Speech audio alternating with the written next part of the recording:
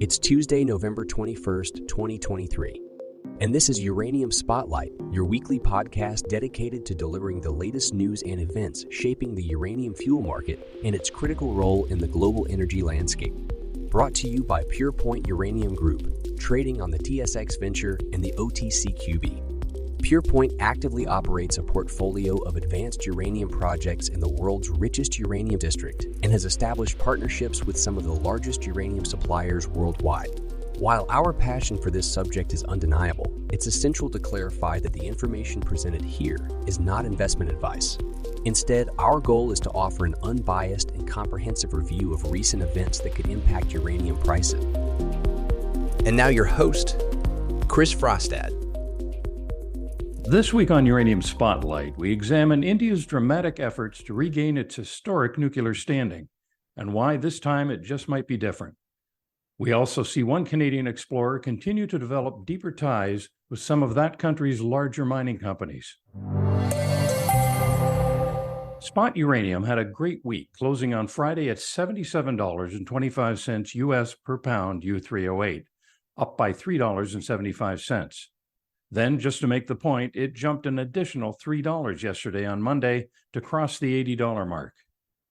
Spot activity showcased significant movement, with the price rebounding early in the week. Sellers, cautious about competitive offers, gauged buyer determination across various sectors, including utilities, intermediaries, producers, and financial entities. December delivery garnered specific interest, especially in Coverdine, leading to premium pricing. While Coverdine led with higher prices, Cameco and Orano closely followed, with a reported transaction at $79 for January delivery. Bullish spot price trends were influenced by rising mid- and long-term demand, higher utility spot purchases, and ongoing financial investments.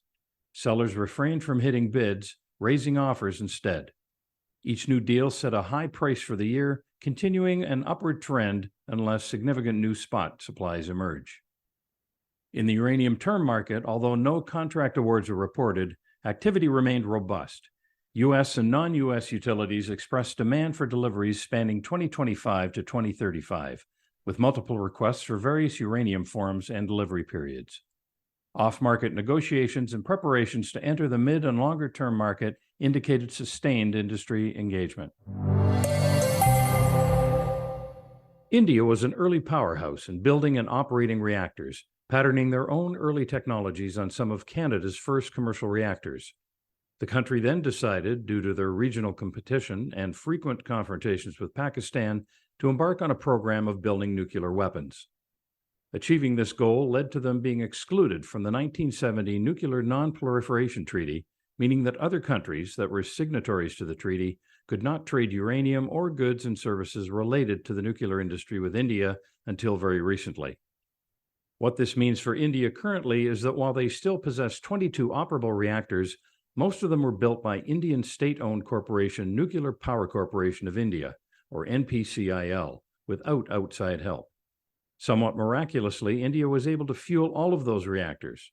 Because of the Non-Proliferation Treaty, India had to develop its own independent nuclear fuel cycle, including uranium mining and exploration industries, with very little of the actual resource to go on.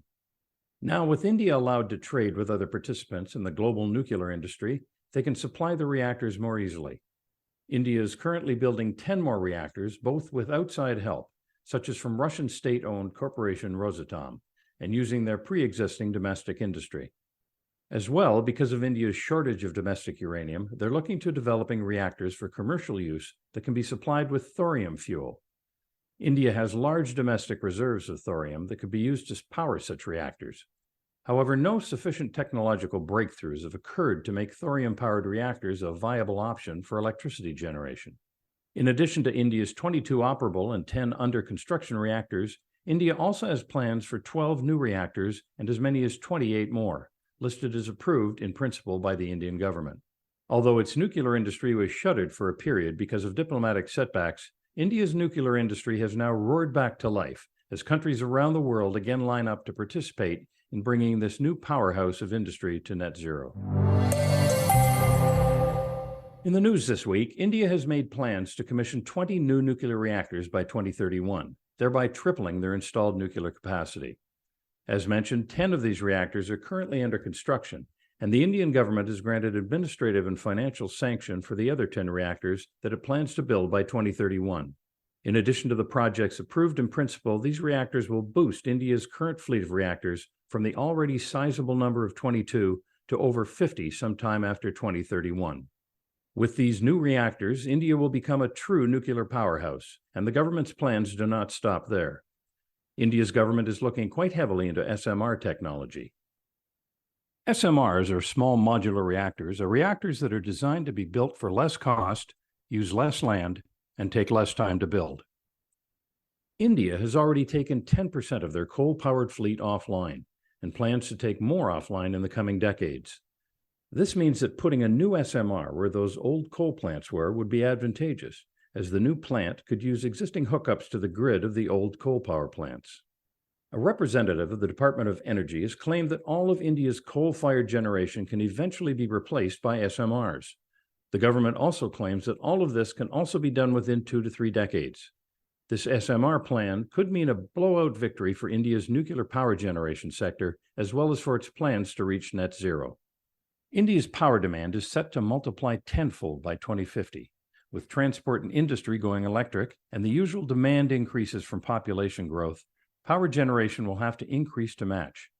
India's government realizes that nuclear power's baseload energy generation can help satiate some of this demand while cutting carbon emissions. India's government, despite its recent fervor over nuclear, has long promised grandiose goals for itself on nuclear generation, and then, under pressure to deliver, has typically come up short. In 1960, for example, India's government promised that by 2000, India would have 5 times the installed capacity that it has currently. Then in 1999, it promised that by 2020, it would have more than double the capacity it has now. Now it is promised that by 2050, it will have more than 62 times the current installed capacity. This has led some to doubt those claims. Maybe some people believe that India's government is overly optimistic about the future, or it's just making these claims for political gain and no other reason. Maybe they're right. But there are a few things that the Indian government is doing to change things up that might just mean that they can meet those goals. For this nuclear push, NPCIL, which has built most of India's reactors to date, no longer has to stand alone. The much larger National Thermal Power Corporation, or NTPC, which produces most of India's electricity, has entered into a joint venture with NPCIL to build reactors. Other joint ventures have also been developed between NPCIL, India Oil Corporation, and NALCO. Other joint ventures are planned with companies that produce SMRs. So, can India with SMRs and joint ventures and other financing options available outside of just the Indian government find a path to net zero? That remains to be seen, but what is clear is that the plans are there. Now we wait to see how they'll be executed. Purepoint Uranium Group, Inc. has been actively engaged in strategic developments with 3 major mining companies in Saskatchewan, Canada. Yesterday, the company announced an option agreement with Foran Mining Corporation for the Daenerre West project, located in east-central Saskatchewan. Foran has an option to acquire up to 100% interest in the Daenerre West project, which neighbors Foran's McIlvenna Bay project, the largest undeveloped VHMS deposit in the province. The deal requires Foran to spend $6 million on the project to earn 80% and invest $350,000 in Purepoint through a non-brokered private placement. The agreement outlines a multi-stage option for Foran whereby the remaining 20% can be purchased for $10 million and a 2% NSR. If Foran chooses not to acquire Purepoint's remaining interest, the companies will form a joint venture that provides Purepoint with a carried interest until pre-feasibility. Also yesterday, Purepoint announced the approval of the exploration program for the Hook Lake project, a joint venture with Cameco Corporation and Orano Canada Inc. The winter drilling program, scheduled to begin in January 2024, aims to follow up on promising uranium intercepts from the previous season, particularly in the Carter Corridor. Hole CRT 2305 returned high levels of uranium and a significant boron halo. The program includes approximately 2,500 meters of diamond drilling across 5 holes. Finally, this morning, Purepoint disclosed plans for the 2024 exploration program at the Smart Lake Joint Venture Project, jointly owned by Cameco Corporation. The program, scheduled for Q1 2024, will involve transient electromagnetic surveys, targeting the Grooms Lake conductor. The Smart Lake project, located west-northwest of the Hook Lake project, has shown potential for uranium mineralization with priority target areas yet to be drill tested. Overall, Purepoint's recent activities demonstrate a focused approach to advancing its uranium projects, forming strategic partnerships, securing investments, and conducting targeted exploration programs to capitalize on the rising market sentiment around uranium. These initiatives underscore the company's commitment to exploring and developing high-quality uranium assets in key regions of Canada's Athabasca Basin. And that wraps up your Uranium Spotlight coverage for this week. For more news and events from the world of uranium, please tune in next week to Uranium Spotlight. You've been listening to Uranium Spotlight, your weekly podcast dedicated to delivering the latest news and events shaping the uranium fuel market and its critical role in the global energy landscape. Brought to you by Purepoint Uranium Group, advancing its position as the premier uranium explorer in the world's richest uranium district. Join us again next week for Uranium Spotlight.